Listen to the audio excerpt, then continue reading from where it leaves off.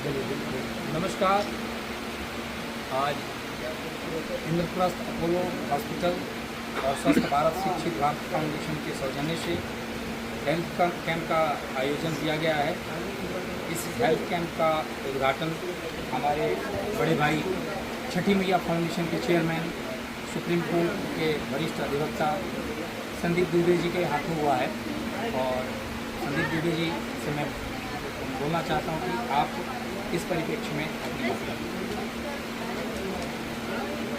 सबसे पहले मैं अभिनंदन करता हूँ अपने सारे डॉक्टरों का जो अपोलो से आए हैं, जो अपोलो की टीम है, डॉक्टर आराधना मैम का, हेमलेट जी का, आरती जी का, अखिलेश जी का, कामेश्वर सिंह जी का, प्रिंस जी का, नसीम बानो जी का, अभिषेक सिंह जी का, प्रिंस कुमार जी का, आफ्ताब जी का।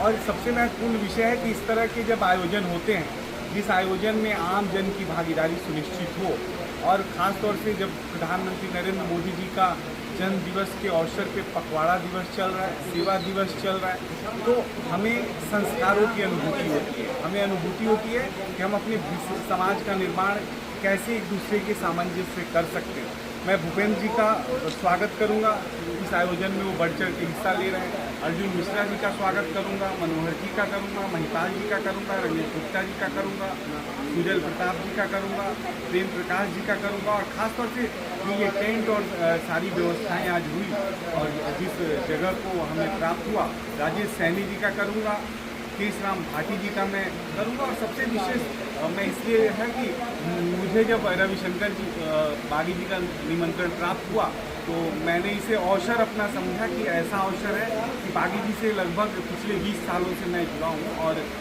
इनके जो सोच है, जो स्वच्छ भारत शिक्षित भारत, जो मंदिरों की सफाई है हम देखते रहते हैं, गलियों की सफाई है, छोटे छोटे लोगों से मिलना, छोटे छोटे लोगों तक अपने आप को पहुंचाना और बिना भेद किए छोटे बड़े का और सबसे सहयोग लेके कार्य करना, तो ये अवसर हमें मिला कि हम कम से कम इनके बुलावे पे आए। और यहाँ पे आने के बाद मुझे बहुत अच्छा है कि जो भी लोग अच्छे हॉस्पिटल में नहीं जा सकते, अच्छा हॉस्पिटल चल के उनके पास आया है, तो इसका श्रेय बागी जी आपको जाता है, आपके संस्था को जाता है। और मैं अपोलो को जो टीम है, इंद्रप्रस्थ अपोलो हॉस्पिटल की टीम है, उसको मैं धन्यवाद दूंगा, मैं साधुवाद दूंगा। मैं दो का बात कहूँगा, हम एक छठ पे काम कर रहे हैं, छठ को यूनेस्को में शामिल करने के लिए काम कर रहे हैं। तो यहाँ ये भी बिहार के लोग होके जो छठ करत होके, उससे हम कहें कि अभी डोजियर यूनेस्को की तरफ से और नाट्य कला अकादमी जो भारत सरकार की है, उसकी तरफ से छठ को यूनेस्को में शामिल करने के लिए डोजियर बनाया जा रहा है। तो मैं भारत शिक्षित भारत संस्था से अनुरोध करूँगा कि इस डोजियर बनाने में भी आपका हमें सहयोग चाहिए और सहयोग प्राप्त हो। और भूपेंद्र भैया तो बहुत हम लोग का आशीर्वाद उनको मिलता रहा है, तो उनसे भी मैं छठ के लिए सहयोग मांगूंगा। और ये भव्य आयोजन जो हुआ है प्रधानमंत्री नरेंद्र मोदी जी के जन्म उत्सव पे, ये सेवा पखवाड़ा जो चल रहा है इस अवसर पे, तो आप सब लोग साधुवाद के पात्र हैं। और ईश्वर से कामना मैं करूँगा, छठी माई से कामना करूँगा कि ऐसे कार्यक्रम नित्य प्रतिदिन होता रहे, जिससे हम भारत में जो आम जन है या जो लोग सेवा में जुड़े हुए हैं, वो चाहे स्वास्थ्य में हो या शिक्षा में, किसी भी क्षेत्र में हो, आपस में सामंजस्य हो। और कई ऐसी भ्रांतियाँ हैं, जब आप मिलते हैं, बात करते हैं, तो जुड़ जाते हैं। मैं एक बात और कहूँगा, बीमारी आती कहाँ से? बीमारी हमारी स्वभाव में, मनभाव में। अगर आप सोचते हैं कि मैं बीमार हूँ, तो आपकी बॉडी वैसी 50% तो ऐसे ही बीमार हो जाती है। मुझे लगता है कि आप बीमार तो नहीं हैं, लेकिन ज़रूरत है कि अपने शरीर की सुरक्षा की जाए। और शरीर की सुरक्षा के लिए जो लोग यहाँ पे आए हैं, बैठे हैं, उनको बराबर उनसे अगर हम परामर्श लेते हैं, उनसे अपनी बातें रखते हैं,